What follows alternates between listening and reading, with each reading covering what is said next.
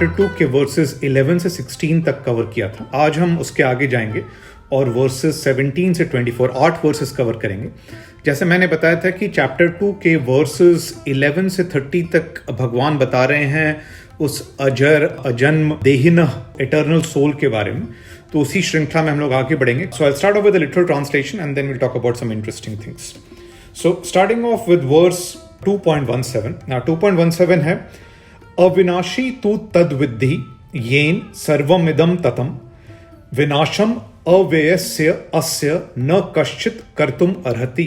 तो भगवान फिर से वही बात कर रहे हैं। तो वो कह रहे हैं कि ये तुम जानो कि जो ये हर जगह फैला हुआ है, ऑल परवेडिंग है, वो अविनाशी है, उसका विनाश नहीं होता। और ये जिस चीज का विनाश नहीं होता, जो चीज खत्म नहीं की जा सकती, इस अविनाशी को कोई भी खत्म नहीं कर सकता। इस अनचेंजेबल स्पिरिट को कोई एनाहिलेट नहीं कर सकता। No one has the power to bring about the destruction of this unchangeable spirit. तो ये वर्स 17 है। देन वर्स 18 है अंतवंत इमे देहा नित्यस्य उक्तः शरीरिणः अनाशिनो अप्रमेय अस्य तस्मात् युद्धस्व भारत। ये वर्स 18 में भगवान फिर कह रहे हैं कि शरीर जो है उसका अंत है, लेकिन जो शरीर के अंदर जो देहिना है, शरीरिणा है, वो नित्य है, वो हमेशा है, एटर्नल है, ऐसा कहा जाता है। ये अनाशना है, मतलब इंडिस्ट्रक्टेबल है, अप्रमेय है यानी इमेजरेबल, इसका कोई मेजर नहीं किया जा सकता है, इसलिए हे भारत युद्ध कर। So this is verse 18। Then verse 19 is य एनम वेत्ति हंतारम यश्च एनम मन्यते हतम उभौ तौ न विजानितो न अयम हंति न हन्यते। ये बहुत ही इंपॉर्टेंट वर्स है 2.19। ये वर्स में भगवान कह रहे हैं कि जो ये सोचता है कि ये जो देहिना है ये किसी की हत्या कर सकता है, या जो ये सोचता है कि इसकी हत्या हो सकती है, ये हत्यारा है या इसकी हत्या हो सकती है, ये दोनों नहीं जानते हैं कि सही क्या है, दोनों सच नहीं जानते हैं। न इसकी हत्या हो सकती है, न ये हत्या कर सकता है। That is verse 19। Then verse 20 2.20 is न जायते म्रियते वा कदाचित न अयम भूत्वा भविता वा न भूय अजो नित्य शाश्वतो अयम पुराणो न हन्यते हन्यमाने शरीरे। तो भगवान कह रहे हैं कि ये जो देहिना है, ये इसका कभी जन्म नहीं होता, इसकी कभी मृत्यु नहीं होती, और एक बार एग्जिस्टेंस में आने के बाद it will never cease to be. एक बार अस्तित्व में आने के बाद कभी इसका अस्तित्व खत्म नहीं हो सकता। ये अज है यानी बर्थलेस है, अनबॉर्न है, नित्य है यानी एटर्नल है, शाश्वत है यानी इट्स देयर ऑलवेज एवर, पुराना एवर द सेम, बहुत समय से अनअफेक्टेड है, और शरीर के मरने पर भी इसका ये नहीं मरता। न हन्यते हन्यमाने शरीर, शरीर के मरने पर भी ये खत्म नहीं होता, ये नहीं मरता। So that is verse 2.20. Then verse 2.21 is Ved avinashinam nityam ya enam ajam avyayam katham sa purusha parth kam ghatyati hanti kam। तो भगवान कह रहे हैं कि वेद यानी समझो ये कि ये अविनाशी है यानी इम्पेरिशेबल है, नित्य यानी एवरलास्टिंग है, अज यानी बर्थलेस है, अव्ययम यानी चेंजलेस है। फिर किस तरह से हे पार्थ इसको कोई मार सकता है, या ये किसी के मारने का, किसी के घायल करने का, किसी के घात करने का साधन हो सकता है? ये किसको मार सकता है या ये किस तरह से मारा जा सकता है? That was verse 21.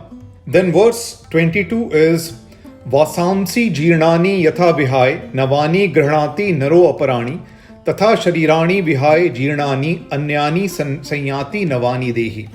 ये काफी फेमस वर्स है, काफी जगह कोट होता है, और भगवान कह रहे हैं कि जैसे पुराने जीर्ण कपड़ों को किनारे रख के कोई नर नए दूसरे कपड़ों को ग्रहण करता है, उसी तरह पुराने जीर्ण शरीर को किनारे करके अन्य नए की तरफ ये सोल देहिनः जाता है या प्राप्त करता है। Then verse 23 is again very very common verse, बहुत जगह कोट होता है। न एनम छिन्दन्ति शस्त्राणि न एनम दहति पावकः न च एनम क्लेदयन्ति आपो न शोषयति मारुतः।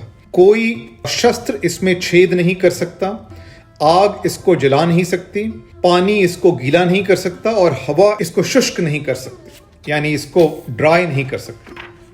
तो ये वर्स 23 है।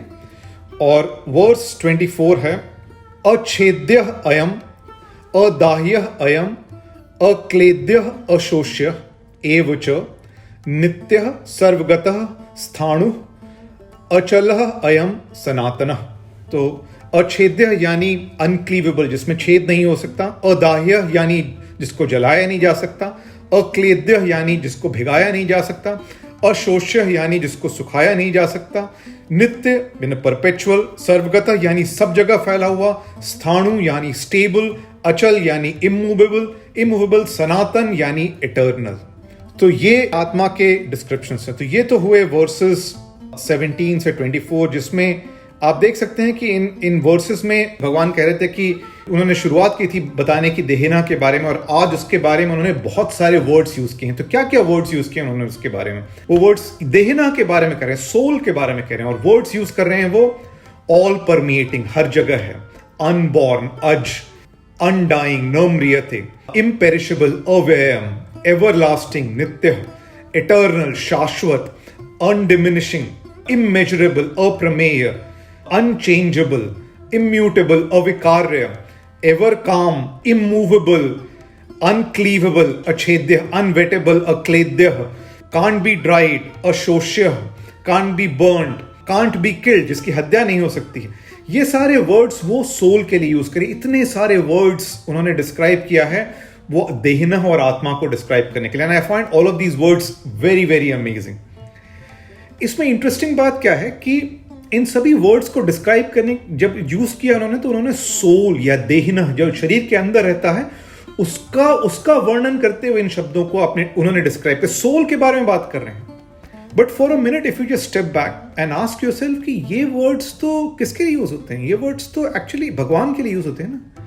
ये जो सारे वर्ड्स हैं, unborn, undying, imperishable, everlasting, eternal, undiminishing, immeasurable, unchangeable, immutable, ever calm, immovable, uncleavable, unwettable, can't be dried, can't be burn, can't be killed, ये तो एक्चुअली भगवान के लिए शब्द हैं।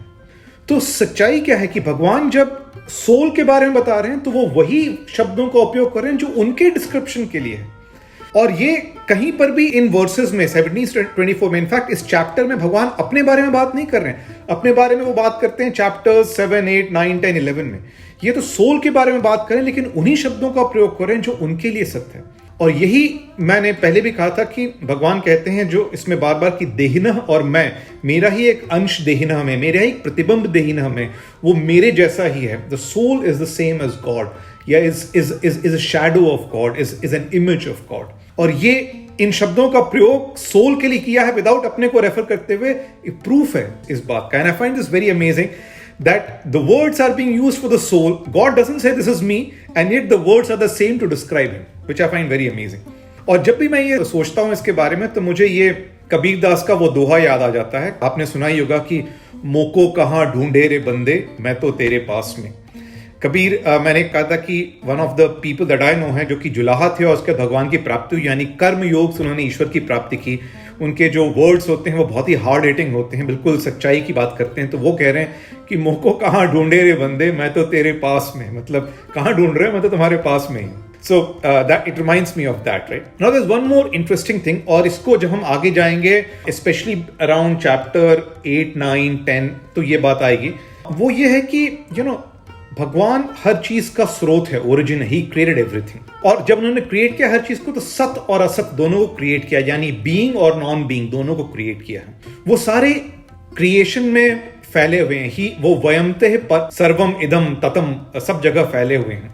वो हर एक सोल में है, वो आपके देहना है, वो वही है या उनका ही प्रतिबिंब है। वो क्रिएशन में खेलते भी हैं, क्योंकि वो कहते हैं यदा यदा ही धर्मस्य ग्लानिर्भवति भारत अभ्युत्थानम अधर्मस्य तदात्मानं सृजाम्यति। He place in the creation also, and yet he is not the creation, this is his creation, but he is not in the creation, although he pervades the entire creation, he is in every soul, and he plays in the creation.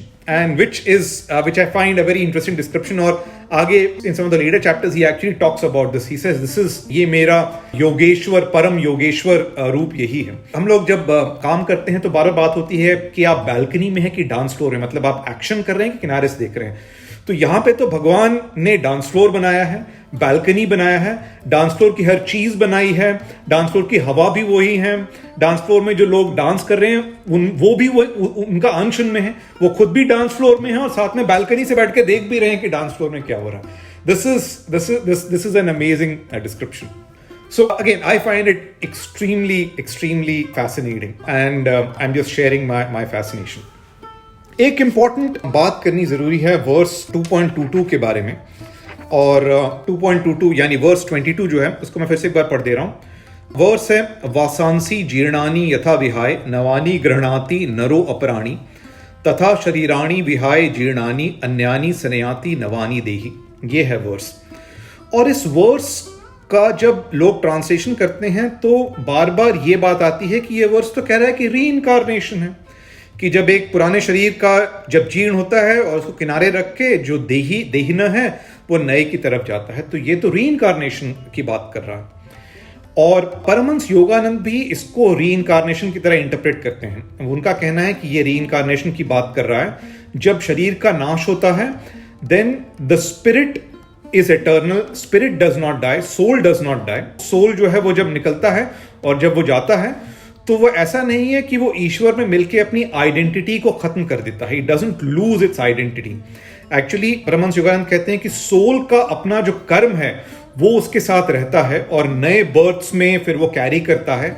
और कई सारे births के बाद जब आप बहुत सारे positive कर्म इकट्ठा करते हैं तब आप ईश्वर में विलीन हो जाते हैं. इस तरह से उनका डिस्क्रिप्शन है. I find it very difficult to follow this logic. मुझे ये बात समझ में नहीं आती है, and therefore my interpretation is different. मेरा इंटरप्रिटेशन ये है कि हाँ, पुराने कपड़े को छोड़ के नए लिए जाते हैं, उस तरह से शरीर पुराने को छोड़ के भी नया भी नए की तरफ जा सकता है, लेकिन वो ऐसा कुछ असेंबली लाइन प्रोडक्शन नहीं है. वेव जब टूट के गिरती है तो उसके बाद नई वेव बन सकती है, बट ऐसा नहीं कि तुरंत नई वेव बन जाती है. And I think my view is that जब शरीर का नाश होता है तो सोल स्पिरिट में मिल जाता है, सोल ईश्वर में विलीन हो जाता है, उसका अपना कोई अस्तित्व नहीं रहता. उसके बाद जो ये ऑल परमिएटिंग, ऑल परवेडिंग ईश्वर है, उसमें से फिर नए सोल और नई बूंद और नए वेव्स का क्रिएशन होता है, उनका जन्म होता है. और ये मेरा इंटरप्रिटेशन है. This is what I say and I would like to believe. I have always mentioned that I will be telling you what Paramahansa Yogananda has said, and therefore I have told you that version also.